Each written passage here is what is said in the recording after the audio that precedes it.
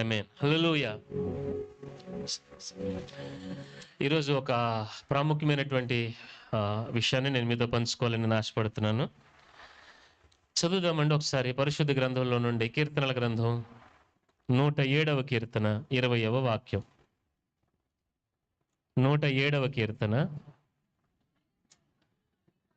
ఆయన తన వాక్కును పంపి వారిని బాగు చేసెను. ఆయన వారు పడిన గుంటల నుండి వారిని విడిపించెను. ఆమేన్ చెప్దామా? Listen one thing. ఆయన తన వాక్కును పంపి వారిని దేవుడు బాగు చేశాడంట. ఆయన వారు పడిన గుంటలో నుండి వారిని విడిపించెను అనే వాక్యము స్పష్టంగా సెలవిస్తుంది. ఈ మాటలు ఇశ్రాయేలు ప్రజల గురించి రాయబడినాయి. వారి యొక్క ప్రయాణంలో వారికి కలిగినటువంటి అనుభవాలన్నీ కూడా ఈ యొక్క కీర్తనలో మనకి కనపడతాయి. వారు మీకు క్లియర్గా చెప్పాలని అంటే దాని గురించి మొదటి నుండి 1 నుండి 3 వాక్యాలు ఒక భాగము, 4 నుంచి 32 వాక్యాలు ఒక భాగము, 4 నుంచి 10 నుంచి 16 వాక్యం వరకు ఒక భాగం, ఇలా చూసుకుంటూ ఉంటే వాక్యాలు పేరాల్లాగా మనకి కనబడతాయి. ఒక్కొక్క ఫేజ్లో ఒక్కొక్కటి జరిగింది అక్కడ. అంటే వాళ్ళ ప్రయాణాన్ని అంతటిని ఈ కీర్తనలో ఎక్స్ప్లెయిన్ చేసుకుంటూ వచ్చారు. గమనించండి, మీకు నేను ఇక్కడ పరిచర్య గత 2 నెలల నుంచి చెప్పింది ఒకసారి మరలా నేను రివైజ్ చేస్తున్నాను. మనం మొదటి నెల మనం ధ్యానం చేశాము. మనకి దేవుడు ఏర్పాటు చేసినటువంటి ఒక స్థలం ఉంది. ఆ స్థలానికి మనం వెళ్ళాలి. అది దేవుడు పాలు తేనెలు ప్రవహించే దేశము, దేవుని వాగ్దానము నెరవేర్పుగలిగేటువంటి అనుభవము అని మనం మొదటి నెలలో మనం ధ్యానం చేసాం. ఆ మార్గంలో మనం ఎలా ప్రయాణం చేయాలి, శత్రువుని ఎలా జయించాలి అనేది మనము అందులో మీకు నేను ఆ నెలలో మీకు తెలియపరచడం జరిగింది. పోయిన నెలలో జూలై నెలలో మీకు ఫలించట గురించి చెప్పడం జరిగింది. అంటే ఇవన్నీ కూడా ప్రతి నెల ఒకదానికొకటి ఇంటర్లింక్డ్ అన్నమాట. ఏమండి? ఒకదానికొకటి ఇంటర్లింక్డ్. ఈ మాసంలో ప్రభు చెప్తున్నటువంటి ఒక విషయం ఏంటంటే, ఇశ్రాయేలు యొక్క ప్రయాణములో వారి యొక్క ప్రయాణము ఏ విధంగా కొనసాగిందో వాటిలో మజిలీలు ఉన్నాయన్నమాట. మజిలీలు ఉన్నాయి. ఏం జరిగింది అనేది దేవుడి వాక్యాల ద్వారా తెలియపరుస్తూ వస్తున్నాడు. జరిగిన ఒక విషయం ఏంటంటే, ఒక చోట ఒక ప్రాంతంలో వాళ్ళకి శ్రమ ఎదురైనప్పుడు వారు ఒక గోతిలో పడిపోయిన వాళ్ళలాగా అయిపోయారు. వాళ్ళ పరిస్థితి ఎలాగైపోయారండి? ఎప్పుడైనా గోతులో పడ్డారా? ఏమండి? గోతులు ఎప్పుడైనా పడ్డారా? ఎలా ఉంటుంది అది? మీకు తెలిసే విషయం? పడినట్టుగా కూడా తెలియదు. అంటే మనం జనరల్గా చీకట్లుగా ఎప్పుడైనా నడుచుకుంటూ వెళ్తున్నాం అనుకోండి, సడన్గా ఒక గొయ్యి లాంటి పరిస్థితి ఉంటే తెలియకుండా నడిచేస్తాం, ఎవరేం చేయలేరు. ఇంకా ఒకసారి కనుక ఆ ఏరియాలోకి కాలు వెళ్ళిందంటే ఇంకంతే. మనం చాలా సందర్భాలలో ఆ గోతులో పడిపోయినటువంటి అనుభవాల్లో స్ట్రక్ అయిపోయి ఉంటాం. ఏమవుద్దండి? ఏం జరుగుద్దండి? మనం ఎలా ఉంటామండి? స్ట్రక్ అయిపోయి ఉంటాం. ఎలా బయటికి రావాలో తెలీదు, ఎవరు బయటికి తీసుకొస్తారో తెలీదు. ఎటు చూసినా చుట్టూ అంధకారమయంగా ఉంటుంది, ఎటు కదలలేనటువంటి పరిస్థితి, చాలా ఇబ్బందిగా గోతులో పడిపోయినట్టు అనుభవం. కానీ ఒక మాట నేను మీకు చెప్పగలను, దేవుడంట వారు పడిన గోతులో నుండి వాళ్ళని దేవుడు బయటికి తీసుకొచ్చాడు. దేవునికి చప్పట్లు కొడదాం గట్టిగా, కొట్టాలి గట్టిగా. హల్లెలూయా. దేవుని లక్షణం చూడండి. వారు ఒక గోతులో పడిపోయి ఉన్నారు, దేవుడు వాళ్ళని పైకి తెచ్చుకున్నాడు. అంటే గమనించండి, ఇశ్రాయేలు ప్రజలు ఒక గోతులో పడ్డారు. ఎన్ని సంవత్సరాలు పడ్డారో తెలుసా? ఎన్ని సంవత్సరాలు పడ్డారండి? చెప్పరేంటండి? ఎన్ని సంవత్సరాలు పడ్డారు తెలుసా? 430 సంవత్సరాలు పడ్డారు వాళ్ళు. ఎన్నాళ్ళండి? ఐగుప్తులు ఎన్నాళ్ళు ఉన్నారు వాళ్ళు? ఎవరు మాట్లాడరు ఏంటండి? ఎన్నాళ్ళు ఉన్నారు ఐగుప్తులో? 40 ఏళ్ళ? 70 రోజుల? ఏమండి? 12 ఏళ్ళ? 430 సంవత్సరాలు వాళ్ళు గోతులో పడిపోయి వాళ్ళ జీవితం ఎలాగుండేదంటే వెట్టి చాకిరి. అంటే పొద్దున లెగిస్తే ఒకటే పని, పొద్దునే లెగటం, ఇటుకలు తయారు చేయటం వాళ్ళ పని ఏంటండి? దాన్ని ఏమంటారు? అడుసు తొక్కటమేనంటారా? అడిసేన దాని అనేది ఏనా? మట్టిని తీసుకొచ్చి అందులో గడ్డిని కూడా ముక్కలుగా చేసి అందులో వేసి ఇంతే తొక్కటం. ఇంకెలా తొక్కుతానే ఉండేవాళ్ళు. భయంకరంగా కాళ్ళు పట్టేస్తే తెలుసా మీకు? ఎప్పుడైనా తొక్కారా? తొక్కిన వాళ్ళు ఒకసారి కుడిచేపైకి ఎత్తండి. ఆ, నేను ఒకసారి తొక్కాను. ఏమండి, అది ఎలాగనంటే ఒక బురద మొత్తం పూలు తయారు చేస్తారు. తయారు చేసి అందులో కొంచెం నీళ్లు పోసి ఇంకా తొక్కటం మొదలు పెడతారు. కాళ్ళు పేక్కొస్తాయి, కాళ్ళు పట్టేస్తాయండి. అలా వాళ్ళు తొక్కి తొక్కి తొక్కి తొక్కి 430 సంవత్సరాలు వాళ్ళంతా బాధను వాళ్ళు అనుభవించారు. వాళ్ళు ఈ ఈ పరిస్థితులన్నిటిలో కూడా వాళ్ళు ఏం చేశారు తెలుసా? దేవునికి మొరపెట్టారు. దేవునికి, ప్రభువా ప్రభువా నాయనా మమ్మల్ని విడిపించు, మమ్మల్ని విడిపించు. ఎన్నాళ్ళు ప్రార్థన చేశారండి? చెప్పరేంటండి, 430 ఏళ్ళు. అంటే నాకు తెలిసి కొన్ని తరాలు వాళ్ళ జీవితాంతం ప్రార్థన చేస్తానే ఉన్నారు వాళ్ళు. అవునా కాదా? మించుమించుగా ఒక 70 సంవత్సరాలు ఒక వ్యక్తి బతికాడు అని అనుకుంటే చెప్పండి ఎంతమంది? ఒక 6 తరాలు, దగ్గర దగ్గర 7 6 42, 6 తరాల వరకు కొంతమందికి జీవితాంతం ప్రార్థనే, జీవితాంతం అడుస్తొక్కటమే, జీవితాంతం మొరపెట్టటమే.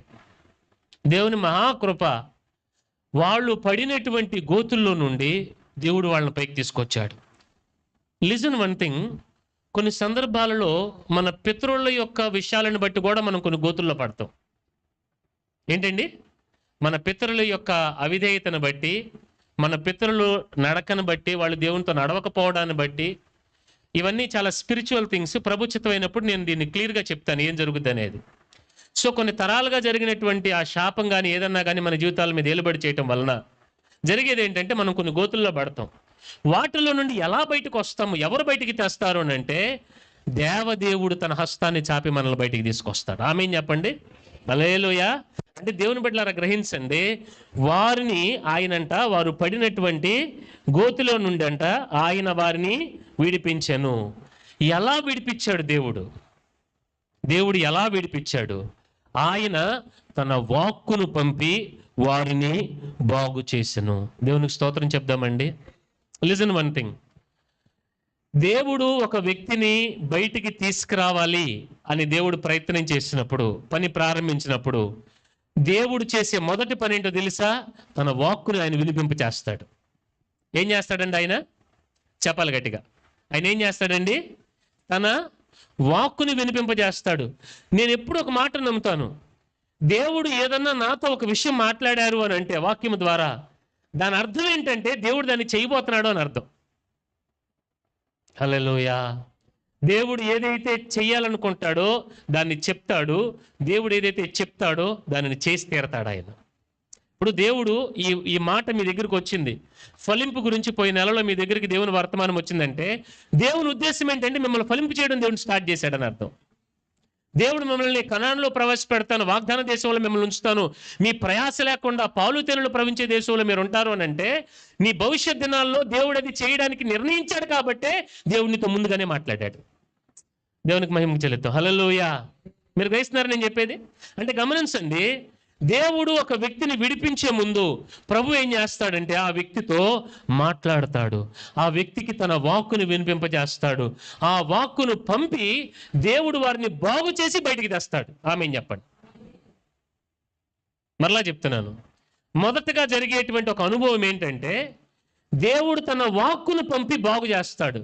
అందరూ చెప్పండి, దేవుడు నన్ను బాగు చేస్తాడని చెప్పండి. పక్కన వాళ్ళు చెప్పండి, దేవుడు నిన్ను బాగు చేస్తాడని చెప్పండి. నాకెవరు చెప్పరేంటి?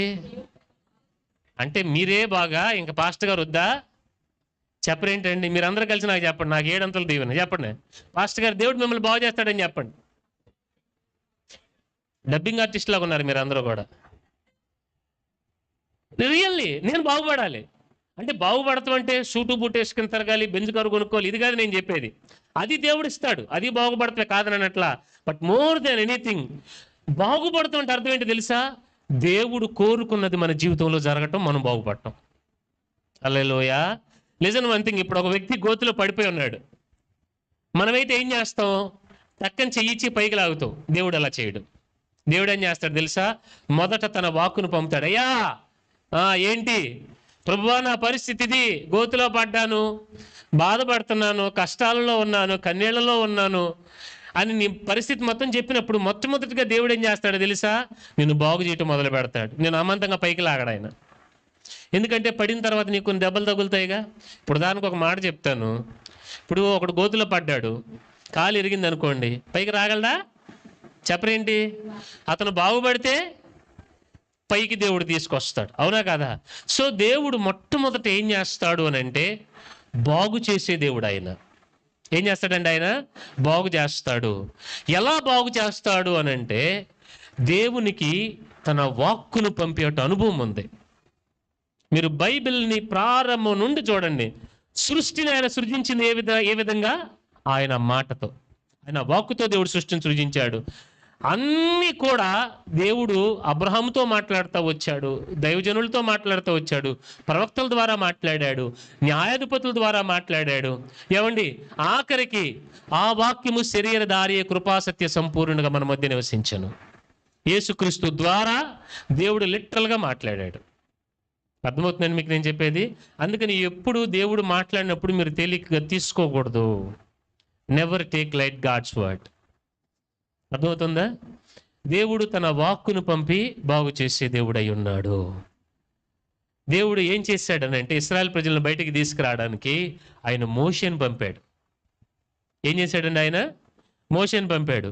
మోషే అన్నాడు, అయ్యా నేను నోటి మాంద్యము కలిగిన వాడిని, నేను ఎలా మాట్లాడను, నాకెలాగవుతుంది? దేవుడు అన్నాడు, నేను చెప్తాను పద, నీ అన్నయ్య అహరోను తీసుకెళ్ళు, నేను నీతో మాట్లాడతా, నువ్వు అహరోనికి చెప్పు, అహరోను ప్రజలకు చెప్తాడు, ఇశ్రాయేల్ ప్రజలని అందరినీ నేను విడిపించుకొస్తానని చెప్పాడు దేవుడు. హల్లెలూయా! గ్రహిస్తున్నారా?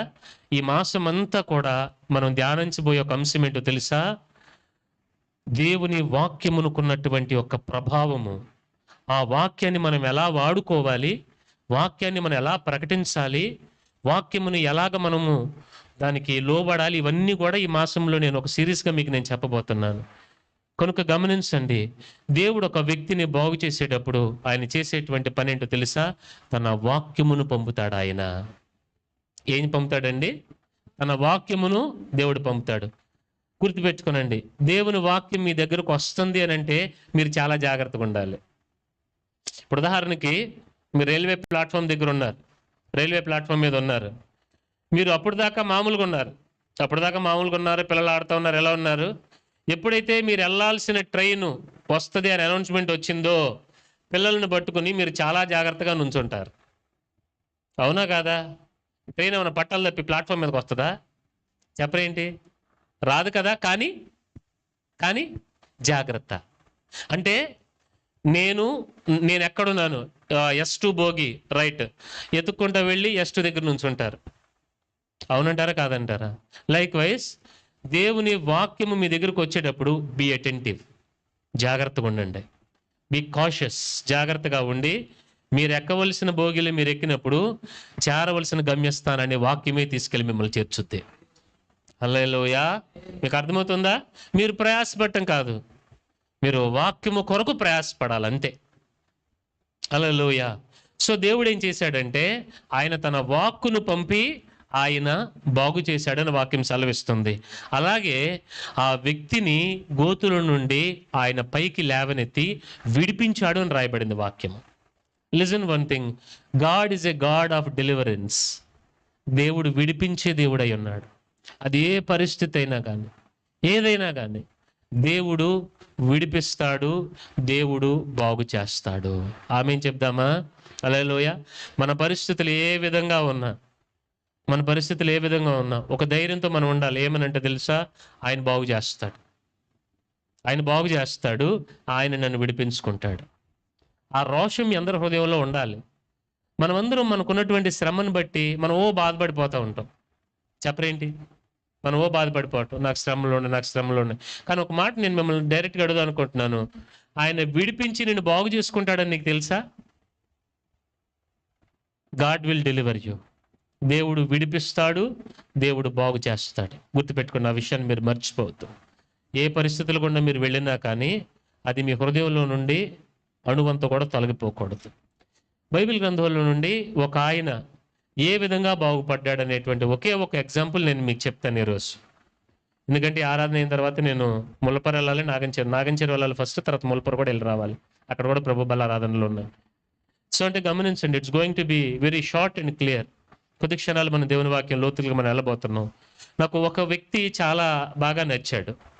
ఆ వ్యక్తికి ఉన్న పరిస్థితుల్ని దేవుడు బాగు చేశాడు, దేవుడు అతన్ని విడిపించాడు. అతను ఏ విధంగా విడిపించబడ్డాడు అనేటువంటి ఒక్క ఎగ్జాంపుల్ నేను మీకు చెప్తాను, చదువుదండి ఒకసారి మనం. ఏమండి, మార్కు సువార్త 10వ అధ్యాయం 46వ వాక్యం నుండి 52వ వాక్యం వరకు చదవండి మా. వారు యెరికో పట్టణమునకు వచ్చిరి. ఆయన తన శిష్యులతోనూ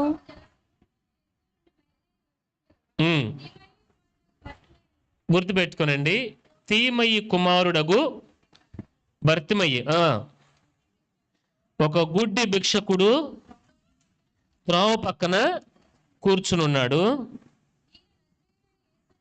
ఈయన నజరేయుడైన యేసు అని అతను విని, దావీదు కుమారుడా యేసు, నన్ను కరుణింపుమని కేకలు వేయ మొదలుపెట్టెను.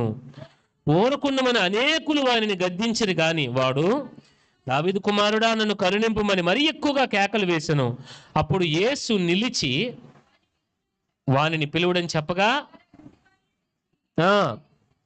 ధైర్యం తెచ్చుకొనుము, ఆయన నిన్ను పిలుచుచున్నాడు, లెమ్మని వానితో చెప్పిరి.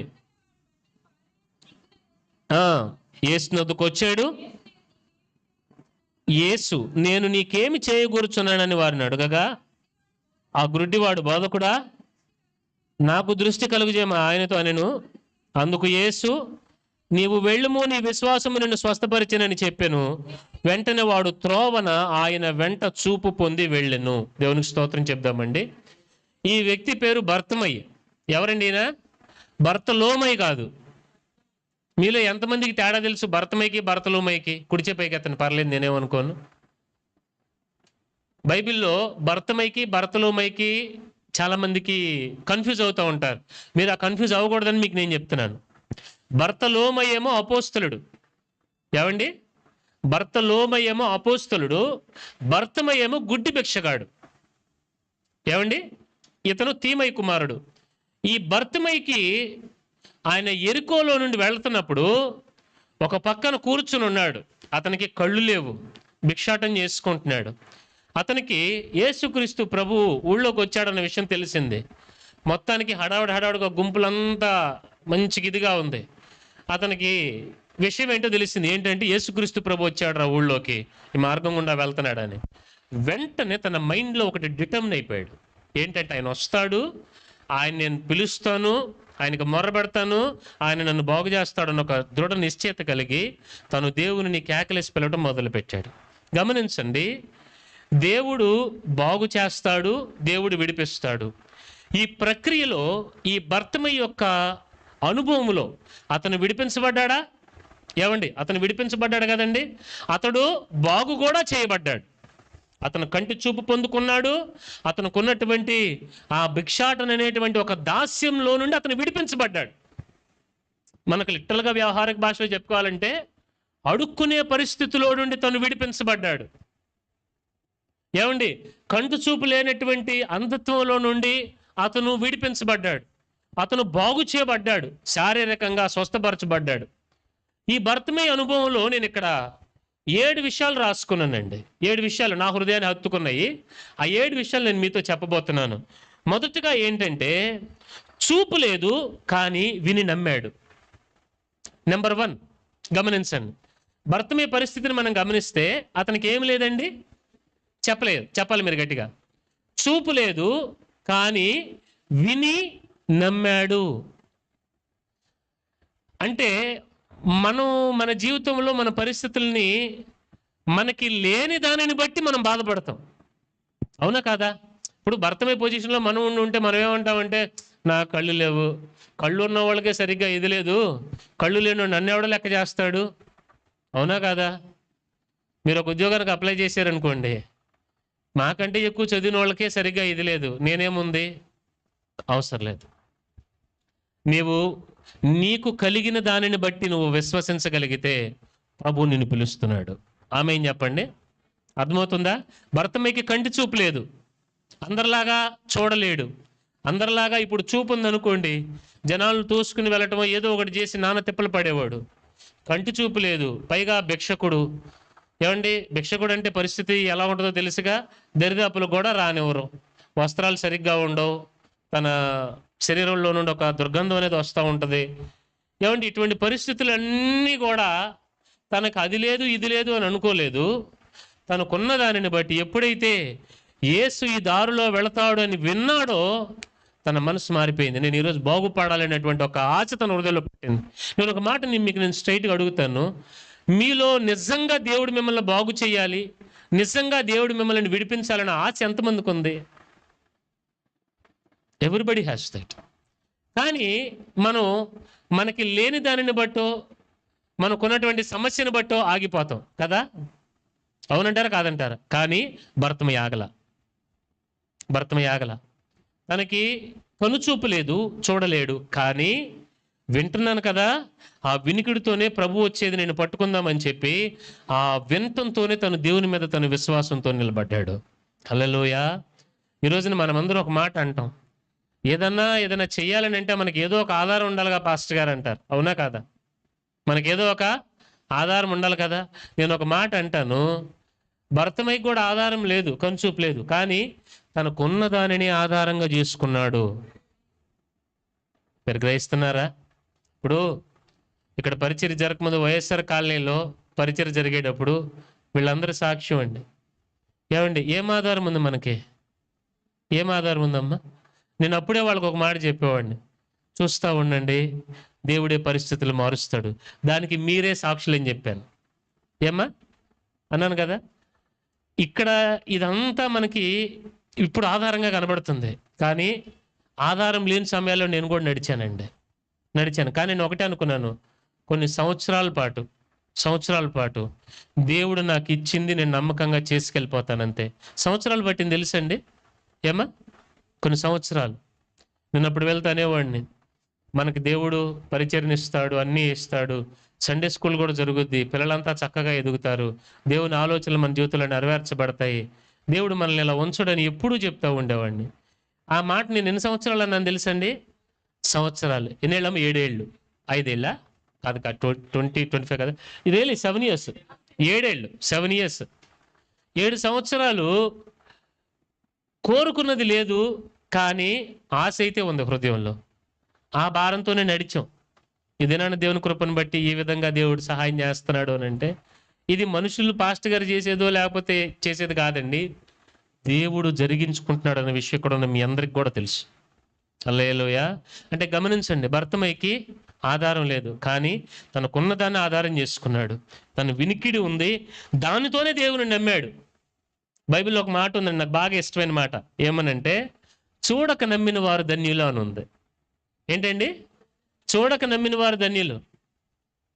ఏమండి, చూసి కూడా కొంతమంది నమ్మలేదు, ప్రభుతో నడిచి కూడా దేవుని నమ్మలేదు, కానీ చూడక నమ్మిన వాళ్ళు చాలామంది, ఈవెన్ దో మనమైనా కానీ చూడకుండానే నమ్మాం ప్రభువుని, మనం ధన్యులు. హల్లెలూయా. కనుక గమనించండి, నీ లైఫ్లో ఏది ఉందా లేదా అన్నది కాదు, నువ్వు ఒకటి టార్గెట్ పెట్టుకోవాలి, నీకు ఉన్న దాంతోనే నువ్వు దేవుని స్వరాన్ని వెంట నువ్వు నేర్చుకోవాలి. లేని దాని గురించి బాధపడద్దు, దేవుడు ఇస్తాడు దాన్ని. హల్లెలూయా. మొదటిగా చూపు లేదు కానీ విని నమ్మాడు, ఫెయిత్. రెండోది ఏంటంటే కన్సిస్టెంట్ ఇన్ కాలింగ్ గాడ్, దేవుని పిలవటములో ఎడతెగకున్నాడు తను. అక్కడ గమనించండి, చదవండి మా మాటని ఆ ముందు నుంచి. దావీదు కుమారుడా, చదవండి. ఎన్నో వాక్యం అది? ఎన్నో నెంబర్ అంతది అమ్మా? 47. విని దావీదు కుమారుడా యేసు నన్ను కరుణింపమని కేకలు వేయటం మొదలు పెట్టాడంట. ఏం చేశాడండి? ఏమండి, ఎలా వేసాడంట? కేకలు. అఫీషియల్గా పిలవలా. నేను అందుకని ఒక మాట అంటాను, భక్తి జీవితంలో డిగ్నిటీ ఉండాలి, భక్తి జీవితంలో డిగ్నిటీ ఉండాలి, కానీ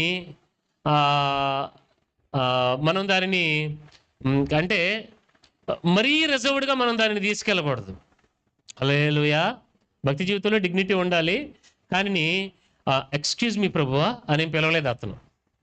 ఏంటండి? Excuse me lord, excuse me ప్రభువా, నో, కేకలేసాడంట.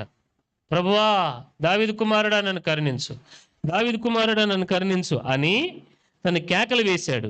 కేకలు వేయ మొదలు పెట్టెను. దాన్ని బట్టి నేను మీతో చెప్పాలనుకుంటున్నటువంటి ఒక విషయం ఏంటంటే, be consistent in calling God. ఏంటండి? దేవునిని పిలవటములో బీ కన్సిస్టెంట్.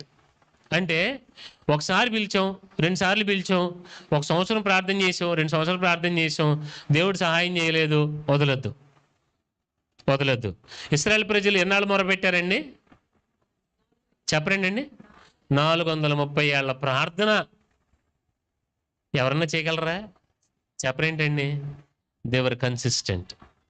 వాళ్ళు ఆ 430 సంవత్సరాల యొక్క ప్రార్థన ప్రతిఫలం ఈ రోజుకి వాళ్ళు అనిపిస్తున్నారు కదా. మీకు అర్థమవుతుంది నేను చెప్పేది? ఈ రోజుకి ఇశ్రాయేల్ ప్రజల యొక్క దేశం, ఇజ్రాయెల్ దేశం అనేది ప్రపంచానికి ఒక అందరూ తలెత్తి చూసేటట్లుగా అయ్యింది. ఎంత ఉంటుంది అనుకున్నారు? నాకు తెలిసి మహా అయితే ఆంధ్ర అంతా కూడా ఉండదు అనుకుంటా. ఏమండి? ఆంధ్ర అంతా కూడా ఉండదు. చాలా చిన్నది, చాలా చిన్న దేశం. బట్ స్టిల్ ప్రపంచానికి గడగలాడిస్తారు వాళ్ళు. ఎందుకని? వాళ్ళకి పవర్ ఎక్కడి నుంచి వచ్చింది? వాళ్ళ బలం, వాళ్ళు ఇది కాదు, వాళ్ళు చేసినటువంటి ప్రార్థన, వాళ్ళ పితరులు నడిచినటువంటి నడక. హల్లెలూయా. అంటే గమనించండి, మనమందరం ఒకటి అలవాటు చేసుకోవాలి. We need to be consistent in prayer. ఏమండి? ఏదో కాసేపు ఆరంభ స్వరత్వంలాగా ప్రార్థన చేసేసి వెనకబడతాం కాదు. పరిచర్యలో, సహవాసంలో కూడా మీ అందరికీ నేను సవాళ్ళుగా చెప్తున్నాను. Be consistent in fellowship. Be consistent. It should happen continuously. ఒకసారి ఏదో ఇది చేయటం కాదండి. కన్సిస్టెన్సీ చాలా ఇంపార్టెంట్. మీరు కన్సిస్టెన్సీ కనుక మీ జీవితంలో మీరు అలవాటు చేసుకుంటే, అది ఏ విషయంలోనైనా కానీ, అది ప్రార్థన అయినా కానీ, మీ వ్యక్తిగతంగా అయినా కానీ, ఒక డిసిప్లిన్ అంటాను నేను దాన్ని. ఏమంటానండి? డిసిప్లిన్. ఆ కన్సిస్టెన్సీ మీరు అలవాటు చేసుకుంటే మీరు ఆటోమేటిక్గా డెవలప్ అవుతారు. హల్లెలూయా. 4 రోజులు చేసి 5వ రోజు బాగాలేదు, పక్కన పడేద్దాం. 6వ రోజు మళ్ళీ చేసి 7వ రోజు బాగుంది, 8వ రోజు బాగుంది, ఆదివారం వచ్చింది, హల్లెలూయా. మళ్ళీ తర్వాత సోమవారం కష్టం వచ్చింది, పక్కన పెట్టేసి మనసు బాగాలేదు. No, be consistent. నీకు ఏది బాగున్నా బాగోపోయినా learn to be consistent in the lord. Hallelujah. యేసుక్రీస్తు ప్రభుని మీకు మాదిరిగా నేను చెప్పాలనుకుంటున్నాను. ఆయన కన్సిస్టెంట్గా నడిచాడు దేవునితో. ఆయన ఒకరోజు, ఈరోజు పరిచయలు, శాస్త్రాలు అందరూ నాకు వ్యతిరేకంగా మాట్లాడారు, వాళ్ళందరూ తిట్టారు, నన్ను అవమానపరిచారు, ఈరోజు నా మనసు బాగాలేదు, నేను ప్రార్థన చేయను. చెప్పరేంటండి? ఒక చోట ఉంది అది. ఆయన అవతలోళ్ళు అవమానించిన, అవతలోళ్ళు గనపరిచిన, ఏం చేసినా ఆయన నడక ఆయన మానల. అర్థమవుతుందా? భక్తి జీవితం అనేది ఏమండి సీజనల్గా ఉండకూడదు. కన్సిస్టెంట్గా ఉండాలి. హల్లెలూయా. మరి కొద్ది రోజుల్లో డిసెంబర్ నెల వస్తుంది. ఇంకా చూడండి, మామూలు వాతావరణం మామూలుగా మారిపోదు. ఏమండి? ఏం పండుగ వస్తుంది చెప్పరేంటి? క్రిస్మస్ పండుగ వచ్చేస్తుంది. Happy Christmas. అస్సలు డిసెంబర్ అంటే అస్సలు మామూలుగా కాదు. వాతావరణం చాలా బాగుంటుంది. కొత్త బట్టలు, పండగ, చుట్టాలు, పిల్లలు, స్టారు, లైటింగ్లు, సండే స్కూలు, సెమీ క్రిస్మస్లు అన్నీ అయిపోయింది.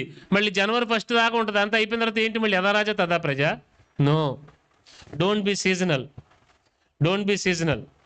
అర్థమవుతుందండి? ఏదో కాసేపు అడావిడి చేసుకుని యేసుక్రీస్తు లేచాడు, యేసుక్రీస్తు పుట్టాడు, యేసుక్రీస్తు అదేయాడు, యేసుక్రీస్తు సిలువాడు, మనకి మళ్ళీ గుడ్ ఫ్రైడే రోజున బాధ వచ్చేస్తుంది. మళ్ళీ ఏంటండి? ఆ సీజన్లోకి ఎంటర్ అవుతాం అనమాట. అప్పుడు భయంకరమైన దుఃఖం, భయంకరమైన వేదన. యేసుప్రభుని కొట్టారండి అని ఏడ్చి, మళ్ళీ ఇంకా అదేంటి ఈస్టర్ పండుగ రోజున పునరుద్ధానుడు యేసే ఆయన లేచాడు, హల్లెలూయా హల్లెలూయా హల్లెలూయా, మళ్ళీ మావులే. మళ్ళీ డిసెంబర్కి, అంటే మనకున్న 2 పండుగలు కదండి, అంతే కదా. ఏమండి? ఈస్టర్ పండుగ, క్రిస్మస్ పండుగ. సో అంటే మన భక్తి జీవితం ఇదేదో ఒక లూప్లో అలాగ తిరిగినట్టు ఉండకూడదు. ఎవ్రీ టైం, ఏమండి, ప్రతి సీజన్లో, ప్రతి పరిస్థితిలో బీ కన్సిస్టెంట్. నిజంగా నా లైఫ్లో నేను నేర్చుకుంటుంది కూడా ఏంటంటే, ఒకప్పుడు నాకు కన్సిస్టెన్సీ లేదు. నిజం చెప్పనా, కన్సిస్టెన్సీ లేనంత కాలం నువ్వు అటు పడతావు, ఇటు పడతావు. ఎప్పుడైతే కన్సిస్టెన్సీ వస్తుందో, నువ్వు ఒక పేస్లో వెళ్ళటం మొదలు పెడతావో, నువ్వు నిలబడటం మొదలు పెడతావు. మొన్న మీ పాస్టర్ గారికి నేను స్కూటీ నేర్పిద్దామని ట్రైల్ వేసా. ఏంటండి? స్కూటీ నేర్పిద్దామని ట్రైల్ వేసాను. సరే మా ఇంటి పక్కన ఒక గ్రౌండ్ ఉంటే వీళ్ళిద్దరిని శుభ్రంగా స్కూల్కి పంపించి అమ్మయ్య అనుకుని మేమిద్దరం బండి వేసుకుని వెళ్ళాం. సరే మొత్తానికి స్టార్ట్ చేశాను. ఇదిలాగన్న తర్వాత స్టార్టింగ్ కదండి, కొంచెం కొత్త కదా, ఇట్లా పడుతుంది. నేను వెనకాల సపోర్ట్ ఇస్తే వెళ్ళేస్తాను. ఒక సింపుల్ టెక్నిక్ ఒకటి చెప్పాను, చిన్న ఏం లేదు. యాక్సిలేటర్ని లైట్గా ఇవ్వు, సడన్గా ఇచ్చి సడన్గా వదలొద్దు, లైట్గా ఇచ్చి ఒక పేస్ మెయింటైన్ చేయి. ఫర్ ఎగ్జాంపుల్ కొంచెం ఒక స్పీడ్లో అలా వెళతా ఉంటే ఆటోమేటిక్గా నీ బండి నిలబడుతుంది. అవునా కాదా? సైకిల్ దొక్కిన వాళ్ళందరికీ కానీ బళ్ళు తోలే వాళ్ళకి అర్థమవుతుంది ఇది. మీరు అదే కనుక స్లోగా యాక్సిలేటర్ ఇచ్చి వదిలి మీరు వదిలేరనుకోండి, ఏమవుద్దండి చెప్పరేంటి? బండి ఇటన్నా పడుతుంది, రెండు కాళ్ళు బ్యాలెన్స్ తప్పి ఏమండి కింద పడతారు. అదే కనుక ఒక యాక్సిలేటర్ ఇచ్చి మీరు కనుక అలా ఇచ్చి, నేను లైట్ యాక్సిలేటర్ ఇచ్చి నిదానంగా వదిలేసే బండి అదే వెళ్ళిపోద్దాను అన్నాను. లైట్ అలా యాక్సిలేటర్ ఇచ్చింది, తను అలాగే అలా నడవటం, అలా తను అలాగా తోలుకుంటూ వెళ్తుంటే కన్సిస్టెంట్గా బండి స్టడీగా వెళ్ళటం మొదలుపెట్టింది. హల్లెలూయా. మీ బళ్ళు కూడా ఎప్పుడు నిలబడతాయి తెలుసా? ఏమండోయ్, మీ బండి నిలబడాలంటే మీరేం చేయాలో తెలుసా? మీరు ఇలా చేయకూడదు. అర్థమైందండి? ఇలాగ పడి లేచి కాదు, కన్సిస్టెంట్, నిదానంగా ఆ పేస్ మీరు మెయింటైన్ చేయటం నేర్చుకోవాలి.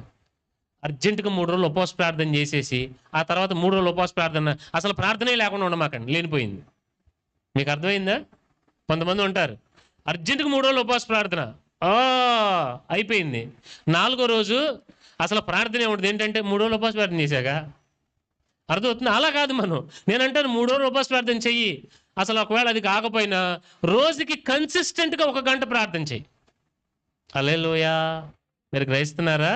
ఆ కన్సిస్టెన్సీ ఉన్నప్పుడే మనలో మార్పులు అనేవి కనబడతాయి. కన్సిస్టెన్సీ లేదనుకోండి ఏమండి, మనం చూడాలనుకున్న మార్పుని మనం చూడలేము. భర్తమై కూడా అరుస్తున్నాడు, కన్సిస్టెంట్గా పిలుస్తున్నాడు దేవుణ్ణి. దావీదు కుమారుడు నన్ను కరుణించు, ప్రభువా నా వైపు చూడు, నన్ను బాగు చేయి, ప్రభువా నా పరిస్థితి ఏంటి? Be consistent with it. హల్లెలూయా.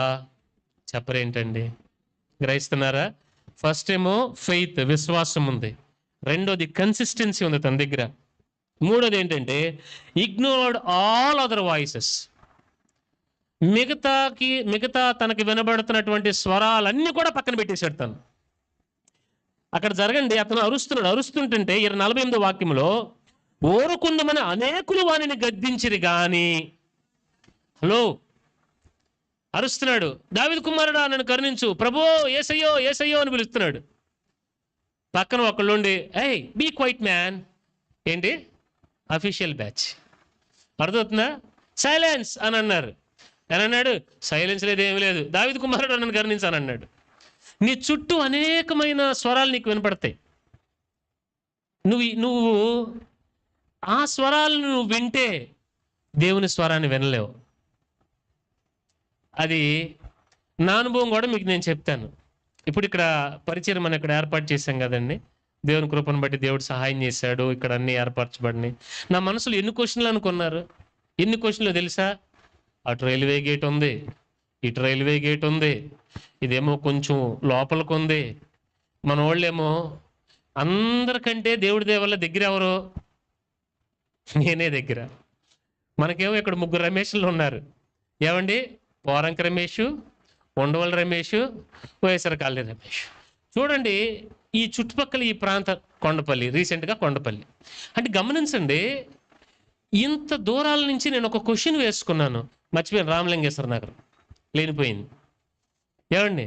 అంటే నేను నా మనసులో ఎన్ని వినపడి అనుకున్నారు? నాకు ఎన్ని వినపడి అనుకున్నారు? సత్యనారాయణపురం.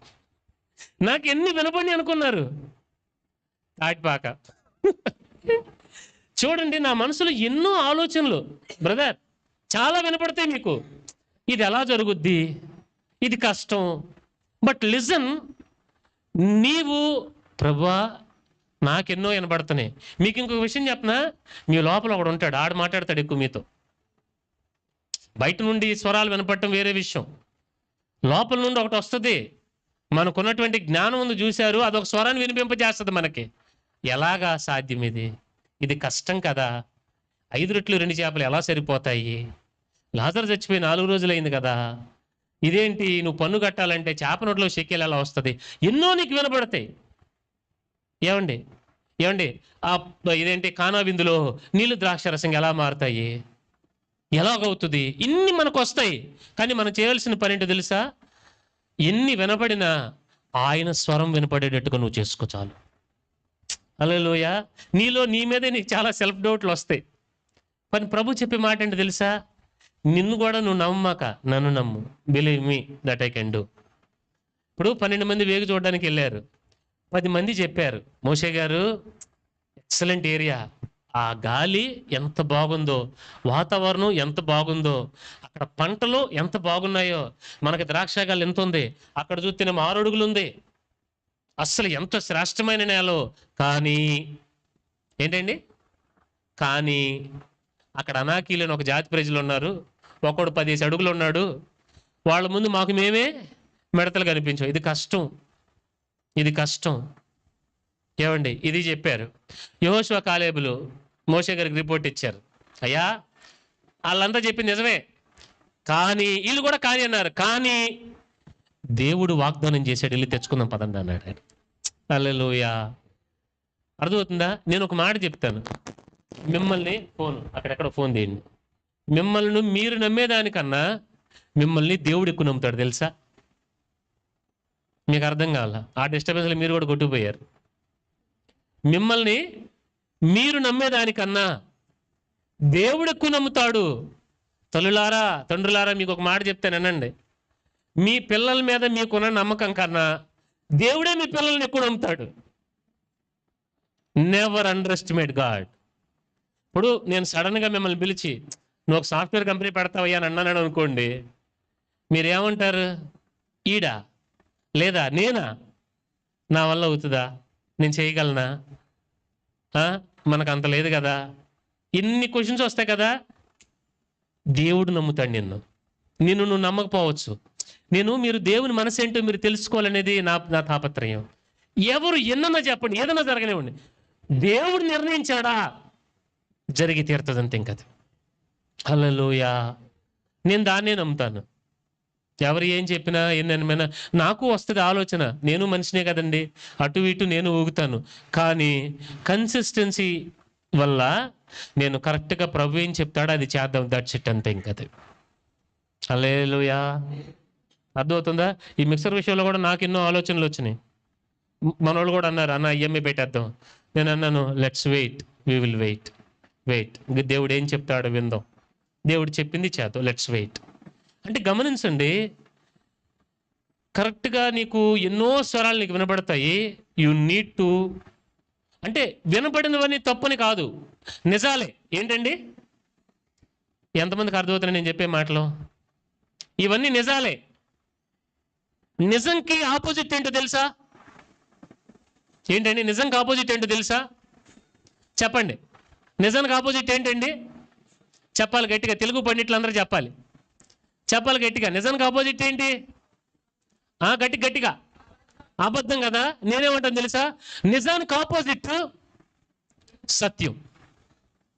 సత్యం నిజం కాదు, సత్యం నమ్మాలి మీరు.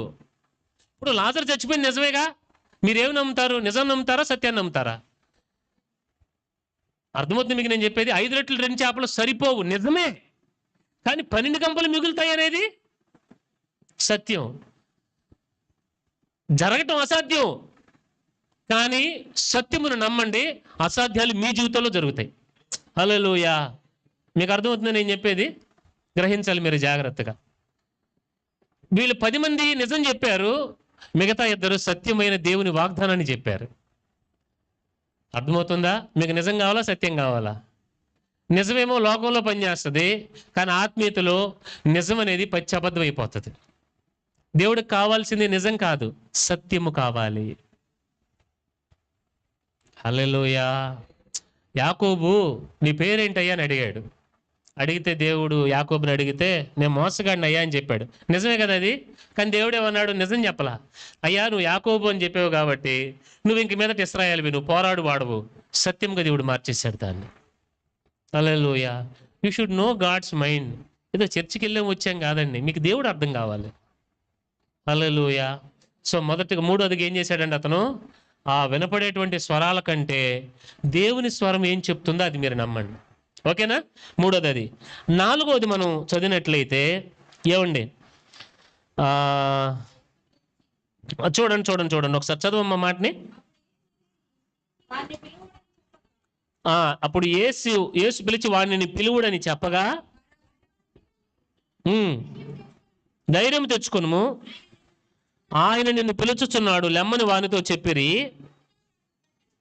అంతటా వాడు బట్టను పారవేసి, ఆగండి చాలండి, ఇక్కడ మనం గమనిద్దాం. నాలుగవదిగా అతనికి ఉన్నటువంటి ఒక స్వభావం ఏంటంటే అతడు తన బట్టలని పారేసేసాడంట. గమనించండి, అతడు తన బట్టలను పారవేశాడు. అంటే listen one thing, when God calls you, దేవుడు నిన్ను పిలిచినప్పుడు నువ్వు చేయవలసినటువంటి ఒక పని ఏంటంటే నీకున్నటువంటి పాత స్వభావాన్ని పక్కన పడేసి రావాలి. నువ్వు దేవుడు నీ జీవితంలో చేద్దామనుకున్న కార్యం నీ జీవితంలో జరగడానికి నువ్వు ఆ పాత వస్త్రాలని నువ్వు తీసుకుని రాకూడదు. అతను ఎప్పుడైతే ఇదిగో అయ్యా యేసుక్రీస్తు ప్రభు పిలుస్తున్నాడు రా అని అతను పిలవంగానే అతనికి అర్థమైపోయింది, నా లైఫ్ మారిపోయింది అనుకున్నాడు అతను. మీరు గ్రహిస్తున్నారని నేను చెప్పేది. ఇప్పుడు అతను వెంటనే ఏం చేశాడు, అతను బట్టను పారవేసి, అంటే తనకున్నటువంటి ఏమండి భిక్షాటం చేసే వాళ్ళ వస్త్రాలు ఎలాగుంటాయి తెలుసుగా మీకు. ఎందుకని అలాగుంటే, ఇప్పుడు శుభ్రంగా ఒక నెంబర్ 1 వైట్ షర్ట్ వేసుకుని, ఏమండి ఒక జీన్స్ ప్యాంట్ వేసుకుని, ఒక స్పోర్ట్స్ వేసుకుని లేదా ఫార్మల్స్ వేసుకుని, excuse me sir, can you lend me some money please, would you mind to get me some money for 10 rupees? I do have a scanner also.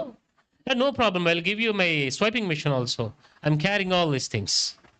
Would you mind so giving me some money? Thank you అని అన్నారు అనుకోండి, ఎవరిని ఇస్తారా? చెప్పరేంటండి. అదే వస్త్రాలు సరిగ్గా లేవు, ఏమండి స్మెల్ కూడా సరిగ్గా లేదు. ఈ మధ్య మీరు గమనించారో లేదో, ఈ ట్రాఫిక్ సిగ్నల్స్ దగ్గర భిక్షాటం చేస్తానికి వస్తారు కదా, ఖచ్చితంగా వాళ్ళ చేతికి ఒక ఉంగరం ఉంటుంది. ఏంటండి? ఒక ఉంగరం ఉంటుంది. ఆ ఉంగరం పెట్టుకుని అద్దం మీద టప టప టప టప బాత్తారు. ఆ ఉంగరం వాళ్ళు పెట్టుకొచ్చే పర్పజే అది. మీకు అర్థమవుతుందా? ఆ సౌండ్ చాలా ఇరిటేటింగ్గా ఉంటుంది అది. ఏమండి వచ్చి టక టక టక్ కావాలని ఆ ఉంగరంతోనే ఇంటెన్షనల్గా కొడతారు, టక టక టక టక్ కొడతా ఉంటారు. కొట్టినప్పుడు ఏంటంటే ఈ గాలు మనం పడలేదని చెప్పి టక్కని తీసేస్తాం, అవునా కదా? అలాగే భిక్షాటం చేసే వాళ్ళ ప్లాన్, వాళ్ళ ప్రిపరేషన్ ఎలాగుంటుందంటే, నువ్వు దగ్గరికి వెళ్ళినప్పుడు సాధ్యమైనంత త్వరగా నేను పంపించాలి వాళ్ళు. అర్థమవుతుందా? నీట్గా ఉన్నారనుకోండి కూర్చోబెట్టి ముచ్చట్లు పెడతారు. అదే కనుక వస్త్రాలు సరిగ్గా లేకుండా కొంచెం అటైర్ సరిగ్గా లేదనుకోండి, వెంటనే ఏదో ఒకటి ఇచ్చి పంపించేయాలని అంటారు, అవునా కదా? భిక్షాటం చేయడానికి వాళ్ళకి అదొక ప్లస్ పాయింట్. కానీ ప్రభు దగ్గరకు వచ్చేటప్పుడు నేను ఇంకా భిక్షగాడిని కాదన్నట్టు డిటర్మినేషన్తో నడు వచ్చాడు. దేవుడు తన స్వరాన్ని మీకు వినిపింపజేసి, ఇప్పుడు ప్రభు మీతో మాట్లాడుతున్నాడు కదా, మీరు ప్రభు దగ్గరకు వచ్చేటప్పుడు అదే పాత వస్త్రాలతో, పాత అనుభవాలతో, పాత ఆత్మీయతతో మీరు రావటం కాదు. నీలో ఒక నవనూతనమైన మార్పు కలగాలి. నేను మిమ్మల్ని ఒక మాట అడుగుతాను, ఈ వారంలో మీరు ఏం మారారు చెప్పండి నాకు. ఈ వారంలో మీరు ఏం మారారు? రికవరీ ఏమన్నా ఉందా? మన చిన్నోడికి ఒంట్లో బాగున్నప్పుడు వాడికి సిఆర్పి లెవెల్స్ కొంచెం హై అయినాయి. బ్లడ్ టెస్ట్ చేసినప్పుడు ఎంటర్ అయినప్పుడు ఫస్ట్ 167 ఉందని చెప్పారు. 2 రోజులు మెడికేషన్ ఇచ్చారు, యాంటీబయాటిక్స్ ఇచ్చారు. ఒక 3 రోజులు హాస్పిటల్లో ఉన్నాము, డిశ్చార్జ్ అయ్యాము. వచ్చిన తర్వాత ఒక 2 రోజుల తర్వాత నేనేం చేశానంటే బ్లడ్ టెస్ట్ చేయించాను. 0.5 వచ్చేసింది. అది రికవరీ కనపడిందా లేదా? కనపడింది కదా. నేను అంటున్నాను, మీకు దేవుని వాక్యం అనేటువంటి యాంటీబయాటిక్ దేవుడు ఇస్తున్నాడు కదా, మీ స్పిరిట్లో రికవరీ కనపడుతుందా? మీరే చెప్పాలి నాకు. అది మీ స్పిరిట్లో రికవరీ కనబడుతుందా? మీ ఆత్మీయతలో ఎదుగుదల కనబడుతుందా? మీ విశ్వాస పరిమాణం ఎలాగుంది? దేవునితో మీరు నడిచేటువంటి విధానం ఎలాగుంది? పోయిన వారం బట్టలే ఈ వారం వేసుకొచ్చారా అంటే ఈ బట్టలు కాదు నేను అనేది. పోయిన వారం వచ్చాం పాస్టర్ గారు, సూపర్ పాస్టర్ గారు, ఎక్సలెంట్, దేవునికి భయం కలుగును కాదు, చప్పట్లు కొట్టి వెళ్ళారా? నేను నిజం మాట్లాడుతున్నాను. ఇలా ఒక్క వారం గురించి కాదు, every day you should count your self. నేను అదే లెక్కేసుకుంటాను. ఈరోజు నీకు దేవుడు ఏం నేర్పాడు? నాకు వాక్యం చదివాం, ఏం నేర్చుకున్నావు వాక్యంలో?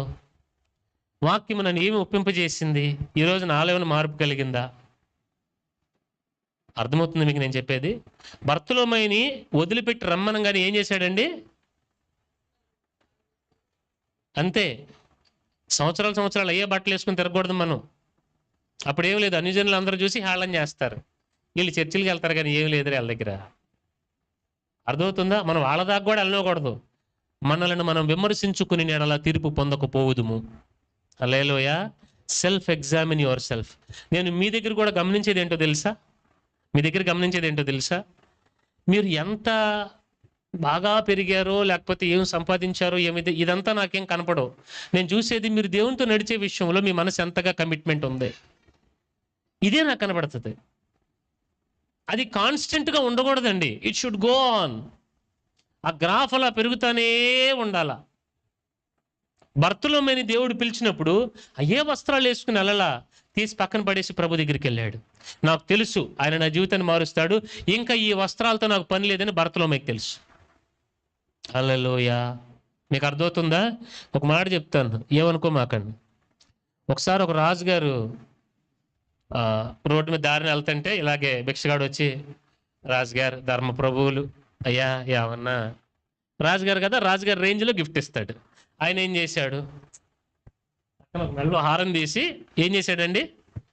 ఇలాగ ఒక దాన్ని ఏమంటారు, అచ్చ తెలుగులో చెప్పుకుందామా? చెప్పండి, పర్లేదు. బొచ్చ అంటారు దాన్ని. ఇలా పట్టంగానే అదేమో తెల్లగా సత్తుదనమాట. ఏమండి బొచ్చు పట్టాడు, మెడలో తీసి వేసాడు. బాబోయ్ బాబు గారు, ధర్మప్రభువులు మీరు, అయ్యగారు 4 కాలాల పాటు చల్లగా ఫ్రిడ్జ్ లాగా వేసుకుని ఉండాలా అని దీవించాడు. మొత్తానికి అయ్యగారు ధర్మప్రభువులు అనుకున్నాడు. అయ్యే రాజుగారు నాకు ఆరం ఇచ్చాడు అని అన్నాడు. సరే అని చెప్పి అంతా బాగానే ఉంది. మళ్ళా ఒక నెల రోజులకి రాజుగారు మళ్ళీ అదే రూట్లో వచ్చారు. మళ్ళీ వచ్చి అయ్యా ధర్మప్రభువులు అని అన్నాడు. అరే నేను ఇచ్చిన హారం ఏదిరా, ఏం చేసావు అంటే, బలి ఓళ్ళండి మీరు ఇచ్చిన హారాన్ని నేను బొచ్చు తయారు చేయించుకున్నాను చూడలేదా అని అన్నాడు. మీకు అర్థమైందా? మీరు హారం ఇచ్చారు కదా, నేను దాన్ని కరిగించి ఏం చేశానంటే దాన్ని బంగారపు బొచ్చు తయారు చేయించాను. అంటే రాజుగారు ఇచ్చాడు కానీ ఏం మారలేదు అతనికి. మీరందరూ మాట్లాడతలేదంటే మీకు బాగా అర్థమైందని అర్థం. దేవుడు మనకు చాలా ఇచ్చాడు కదా. ఏమండి లిటరల్గా మీరు ఆలోచన, ఈరోజు ఎందుకు నేను కూర్చొని ఆలోచించుకుంటా, మన పిల్లలకు ఆరోగ్యం, ప్రయాణాల్లో కాపుదల, క్షేమం, మనం ఇలా బతుకుతున్నాం, ఒక 5 ఏళ్ళు నోట్లోకి వెళ్తున్నాయి దేవుని కృపను బట్టి. ఏనాడు దేవుడు పస్తుంచట్లా, ప్రభువా ఇలా ఉన్నామంటే నీ దయ ప్రభువా. నా కళ్ళం నీళ్ళు వచ్చినాయి. నేను అనుకున్నాను ఫైన్, దేవుడి మేలు నేను అనిపించే బాగానే ఉంది, కానీ నా దగ్గర బంగారు బొచ్చుందేమని భయం వేసింది నాకు. ఏమండి నేను అనుకున్నాను, వెన్ గాడ్ బ్లెస్సెస్ మీ, నా నడకలో, నా నడతలో, దేవునితో నా సహవాసంలో నేను మరింతగా ఎదిగే వ్యక్తినై ఉండాలి. హల్లెలూయా. నా ప్రార్థనలో, నా వాక్యంలో దేవునితో నేను చేసేటువంటి ఆ త్యాగము, ఇదివరకు దేవునికి కొన్ని వదిలిపెట్టాను దేవుని కొరకు, ఈ రోజు నేను దేవుని కొరకు ఏం వదిలిపెడతాను, దట్స్ వాట్ డిటర్మైన్స్ నీ యాటిట్యూడ్ మారిందా లేదనేది అక్కడ డిసైడ్ అయిపోద్ది. హల్లెలూయా. మీరేం వదిలిపెడుతున్నారు మీరే చూసుకోండి. It's up to you. అర్థమవుతుందండి? సో ఈ బర్తిమయ్య యొక్క యాటిట్యూడ్ మారింది, వస్త్రాలు మారినాయి. తర్వాత న్యూ క్యారెక్టర్ వచ్చింది తనకి. తర్వాత మనం చదవండి అమ్మా. తర్వాత ఏంటి? ప్రభువు అడుగుతున్నాడు నీకేం కావాలి అని అడిగాడు. లిసన్ వన్ థింగ్, దేవుడు ఎందుకు ప్రశ్న వేస్తాడో తెలుసండి? తెలియక కాదు. దేవునికి తెలియదా? ఇప్పుడు అక్కడెక్కడో చేప పడుతుంది, చేప నోట్లో చెక్కేయాలని తెలిసిన ఆయనకి భర్తమే గుడ్డోడని తెలీదా? కళ్ళ ముందు మనమే చూస్తే ఒక వ్యక్తి గుడ్డోడైతే గనక, ఒక వ్యక్తికి కళ్ళు కనపడకపోతే మనమే చూసి ఈజీగా చెప్తే అతనికి కళ్ళు లేవండి అని అర్థమైపోద్ది కదండి. చెప్పరేంటండి? అర్థమైపోద్ది కదా. యేసుక్రీస్తు తెలుసు కదా, కానీ భర్త మీద అడుగుతున్నాడు నీకేం కావాలి, నీకు ఏమి చేయకూర్చున్నావు. అర్థమవుతుందా? గుర్తుపెట్టుకోనండి, దేవుడు ప్రశ్న వేసినప్పుడు మీ దగ్గర సరైన జవాబు రావాలి. నేను అందుకని మిమ్మల్ని అడిగాను, దేవుడు అకాలను మీకు ప్రత్యక్షమయ్యి మీకేం కావాలని అడిగితే మీరు ఏం అడుగుతారు? వైట్ రేషన్ కార్డు ఇప్పించు ప్రభువా, అవునా? లేదా గ్యాస్ బండ కావాలయ్యా, అంతేనా? చెప్పరేంటండి? మీరు దేవుణ్ణి ఏమడుగుతారు? దేవుని స్థాయిలోది మీరు అడగాలి. ఇప్పుడు సీఎం గారు మిమ్మల్ని పిలిచి అమ్మా మీకేం కావాలి అని అడిగారు అనుకోండి, ఏం అడుగుతావు? ఒక సెల్ఫీ దిగుతాం సార్ మీతో చాలండి, అవునా? లేదు లేదు, గట్టిగానే అడుగు, అడగండి. కొంచెం రాజధాని దగ్గర ఒక 5 ఎకరాలు. ఆమె ఏం చెప్పరండి, ఒకరు కూడా చెప్పరేంటండి. వద్దా ప్రభు, వీళ్ళకి వద్దంటే నాకు ఇచ్చేసే ప్రభు, ఆమె చెప్పరేంటండి. ఇప్పుడు మీకు మీకు ఒక జాబ్ కావాలనుకోండి, అడగండి అడగండి. సీఎం డిసైడ్ చేస్తే ఉంటే రేపు పొద్దున్న మీరు పోస్టింగ్లో ఉంటారు. అవునా కదా? అవునా కదా? అంతే కదా? ఎవరిని ఏ స్థాయిలో అడగాలో అదే అడగాలి. వాలంటీర్ని అడిగి తీసుకెళ్ళిపోయి సీఎంని అడగకూడదు మనం. అవునంటారా కాదంటారు? సచివాలయంలో జరిగే పనికి సీఎంఓ ఆఫీస్ దాకా, సీఎంఓ దాకా దేనికి? అర్థమవుతుంది మీకు నేను చెప్పేది? సో దేవుడు భర్తమని పిలిచి నీకేం కావాలి అని అడిగాడు. అతనికి వాస్తవానికి అతని ప్రొఫెషన్ బట్టి ఏం అడగాలి చెప్పరేంటండి. మీరు ఇలాగ అయ్యారంటే ఇంకా నేను ఇది చేస్తాను. ఏం అడగాలి చెప్పరేంటండి? ఏం అడగాలి? నిజం చెప్పండి, నిజం చెప్పండి. దేవుడు నిన్ను పిలిచి నీకేం కావాలని అడిగాడు. ఇప్పుడు భర్తమని అడిగాడు. ఇప్పుడు భర్తమే పొజిషన్లో నిజంగా చెప్తున్నాను, మనం ఉంటే చూపిమ్మని అడిగేవాళ్ళం కాదు. ఎందుకో తెలుసా? జీవనాధారం ఇదే. అవునా కాదా? ఇప్పుడు కళ్ళు వచ్చేసినాయి, కళ్ళు వచ్చేసిన తర్వాత అడుక్కోగలడా? అంటే తను అడుక్కోవడానికి కారణం ఏంటి? తనకున్నటువంటి అది. అంటే చాలామంది ఏ విధంగా ఉంటారనంటే, వాళ్ళ జీవితంలో వాళ్ళ అవసరం ఏంటో వాళ్ళకి తెలియదు. అంటే లైఫ్ లాంగ్ అడుక్కున్నా పర్లేదు. అర్థమవుతుంది మీకు నేను చెప్పేది?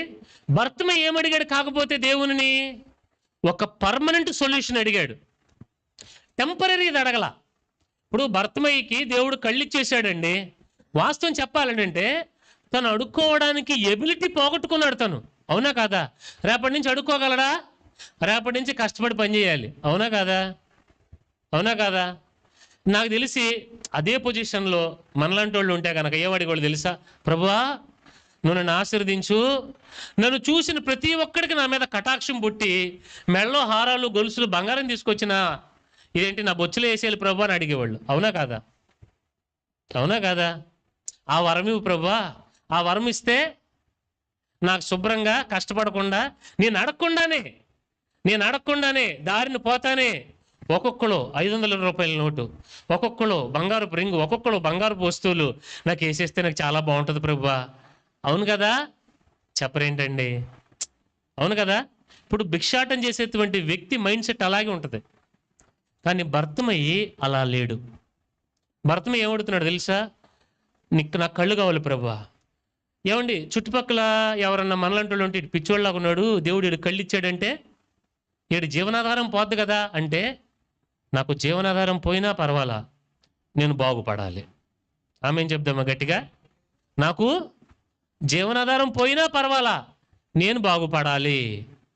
అంటే చుట్టూ ఉండే వాళ్ళకి అది నష్టంగా కనపడవచ్చు, కానీ బాగుపడి నీకు తెలియాలి అది నీ మేలు కొరకని. హల్లెలూయా. మీరు గ్రహిస్తున్నారని నేను చెప్పేది? మీరు గ్రహిస్తున్నారని నేను చెప్పేది? ఇక్కడ చూడండి, భర్తమేని ప్రభు అడిగాడు నీకేం కావాలి అని. లిజన్ వన్ థింగ్, దేవుడు మీకు ఏదైనా ఇచ్చేటప్పుడు మీ దగ్గర అడుగుతాడు తెలుసా? దేవుడు మీకు ఏదైనా ఇచ్చేటప్పుడు ఆయన మిమ్మల్ని అడుగుతాడు, ప్రశ్న వేస్తాడు. అంటే మీ దగ్గర ఏదో ఆశించి కాదు, మీ సమాధానం ఏమవుద్దో తెలుసా?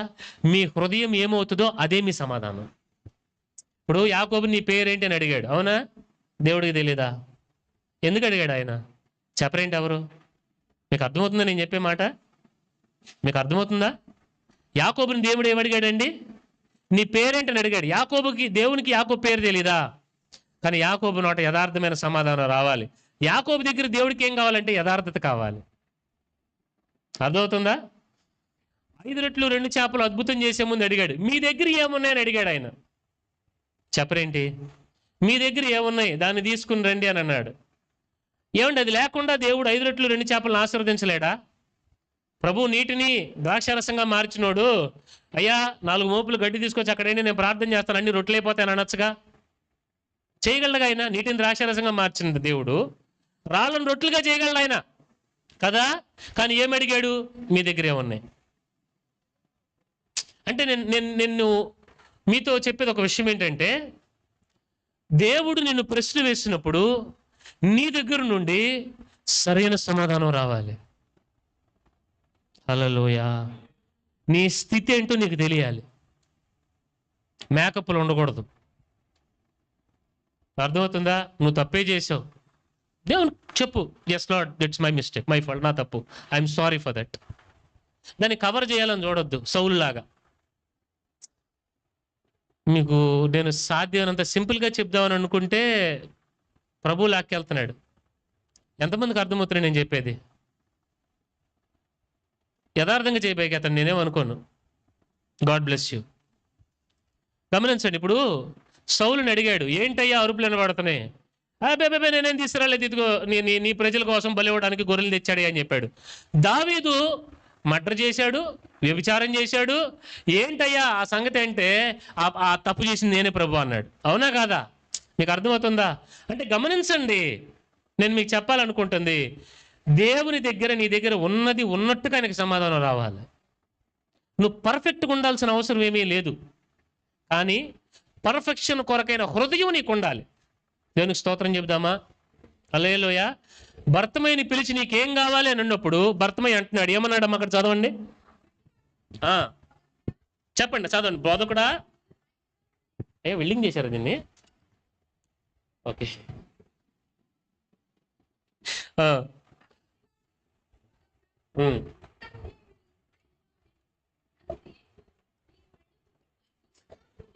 అయ్యా నీకేం కావాలన్నప్పుడు నాకు కనుచూపు కావాలి ప్రభు అని అడిగాడు. హల్లెలూయా. నిజంగా చెప్తున్నాను, మీ లైఫ్లో ఇప్పుడు మిమ్మల్ని అందరినీ మీకేం కావాలని అడిగితే, ఫర్ ఎగ్జాంపుల్ నా దగ్గర నుంచే స్టార్ట్ చేస్తాను. నేను అంటాను, నాకు మిక్సర్ కావాలి, బాక్సులు కావాలి, ఈ పక్కనంతా క్లోజ్ చేసుకోవాలి, ఇదంతా ఎలివేషన్ వర్క్ చేయించుకోవాలి, లోపల 4 ఏసీలు పెట్టుకోవాలి, వచ్చే వాళ్ళందరికీ కొంచెం కంఫర్ట్ ఉండాలి.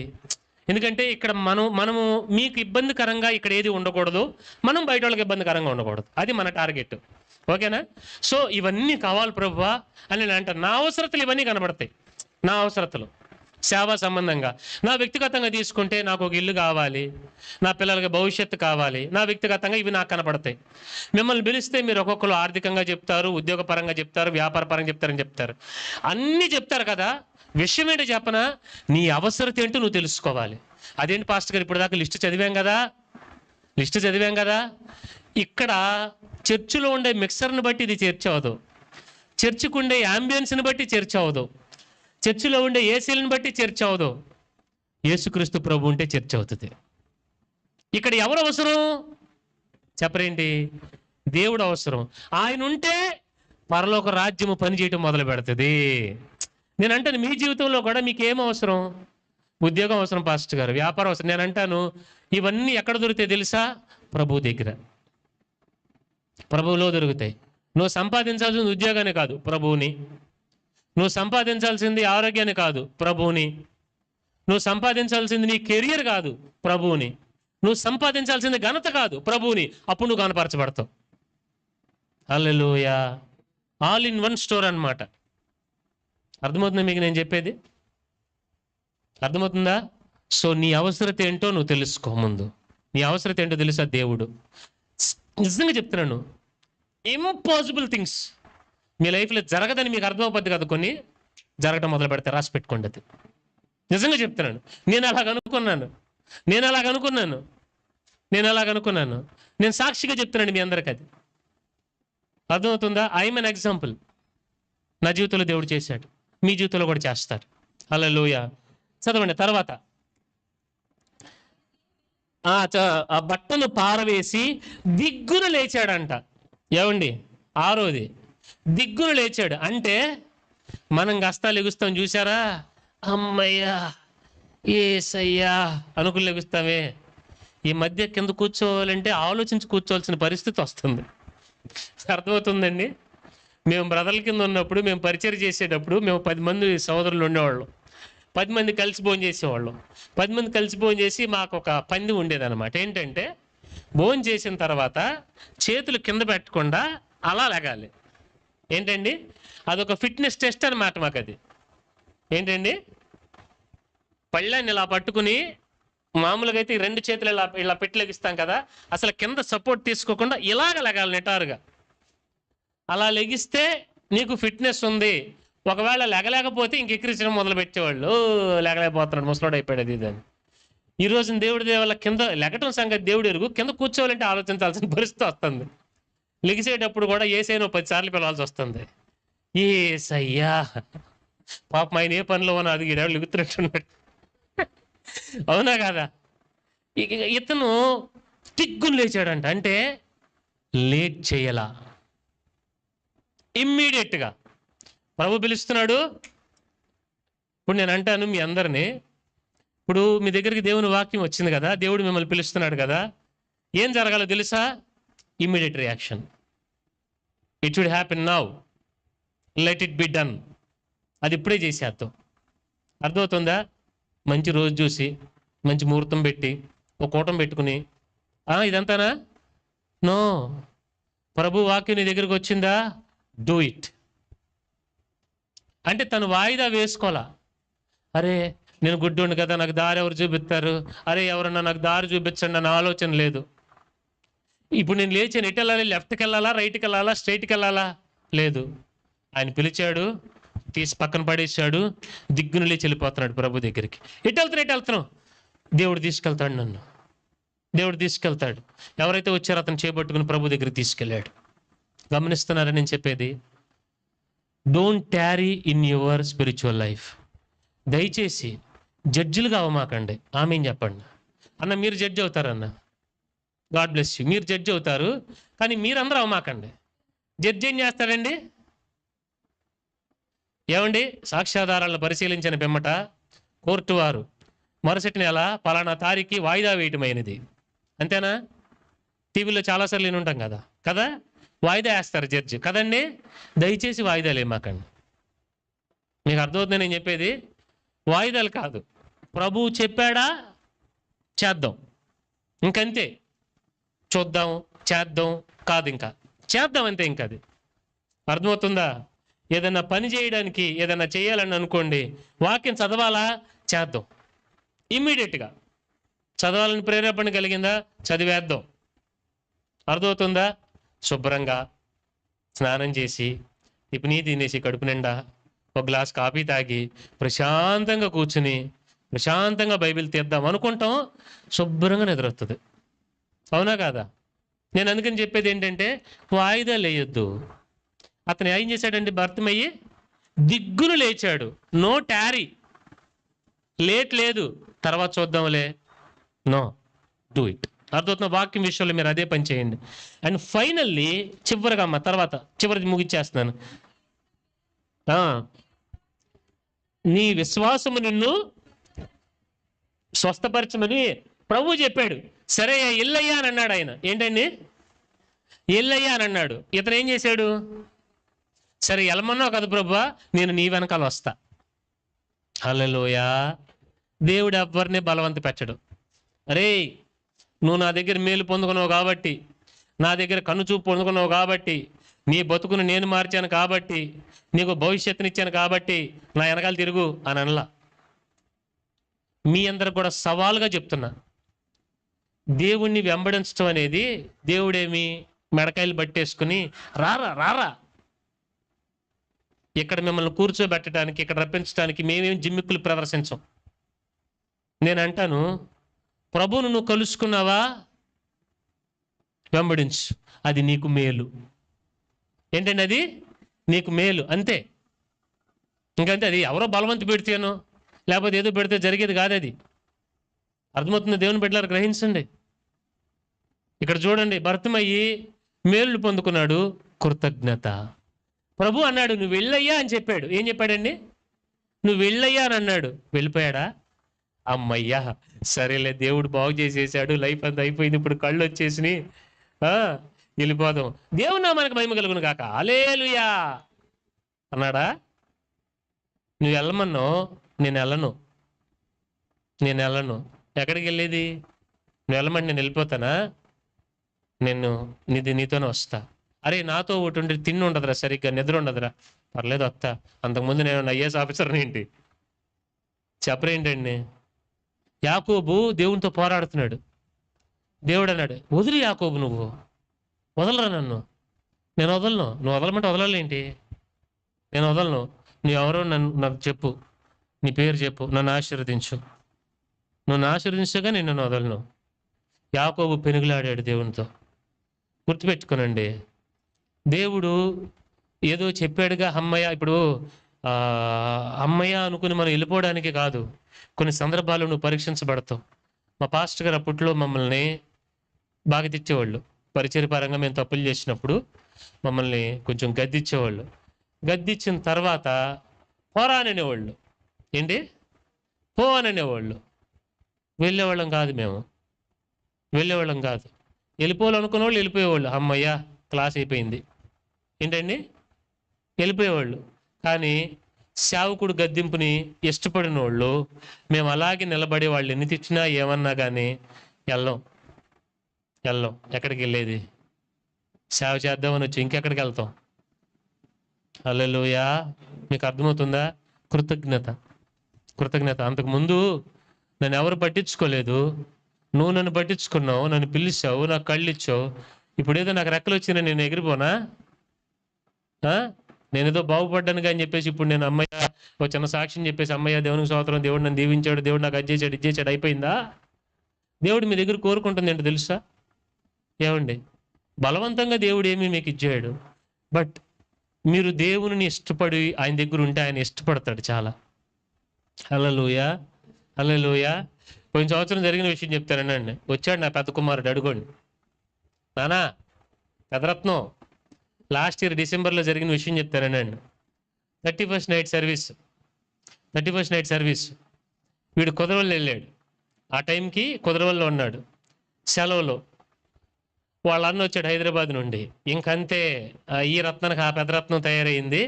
ఇంకిద్దరు కూడబలుకున్నారనమాట, చెర్రీని హ్యాపీ ఇద్దరు. ఇంకంతే, వీళ్ళిద్దరు కలిశారంటే ప్రపంచమే ఒక రకంగా అయిపోద్ది అనమాట వాళ్ళకి.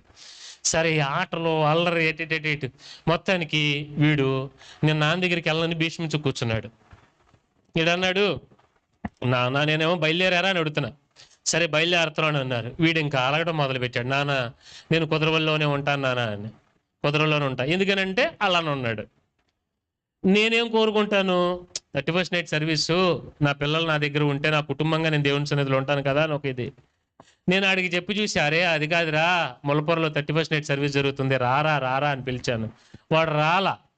నేను ఒకటి ఉన్న వాస్తుని చెప్తున్నాను. అంటే నేను కోరుకుంది ఏంటంటే, ఓకే ఉండు, సరే వాడు చిన్నపిల్లవాడు కదా అర్థం చేసుకుని ఉంటే వాళ్ళే సరేలేరా ఉండు అని అన్నాను. కానీ నా మనసులో ఒక చిన్న బాధ, వాడు నాతో ఉంటే బాగుండు అని. వాడు అడిగింది వాడికి ఇచ్చాను, సరే ఉండు పిల్లలు కదా సరదాగా.